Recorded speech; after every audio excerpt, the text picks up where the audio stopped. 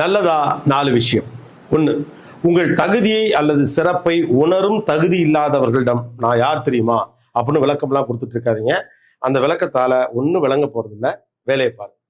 2, சொந்தக்காரன் என்ன நினைச்சா நமக்கு என்னன்னு பெரியவங்களுக்கு அட்வைஸ் பண்ற நாம தான் யாரோ ஒருத்தர் போடுற கமெண்ட்டுக்கெல்லாம் அப்செட் ஆகி முகத்தை தூக்கி வச்சுக்கிட்டு கவலையோட உட்கார்ந்துருக்கோம்.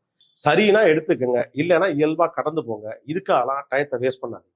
3, அவர் பெரிய ஆளு, பணக்காரரு, அதனால அவருடைய குட் புக்ஸ்ல இருக்கணும் அப்படின்னு என்னென்னவோ ட்ரை பண்றோம். ஆனா அதை விட ரொம்ப முக்கியமானது உங்கள் அன்புக்குரியவர்களுடைய நம்பிக்கையை பெறுவதுதான். அந்த பணக்காரருக்கோ அல்லது பெரிய ஆளுக்கோ நீங்க 100ல ஒருத்தர். ஆனா உங்க அன்புக்கு உரியவருக்கு நீங்க தான் எல்லாமே. 4, அடுத்தவங்க நம்மளை எந்த அளவுக்கு மதிக்கிறாங்களோ அதுதான் நம்முடைய வேல்யூ அப்படின்னு நினைச்சுக்கிட்டு மற்றவங்களை இம்ப்ரெஸ் பண்ற வேலைகளா பார்த்துக்கிட்டே இருக்காதீங்க. ஒரு கட்டத்தில் அது ஃபேக் ஆயிடும். உங்களுக்கு பிடிச்ச சந்தோஷமான வேலைகளை பாருங்க.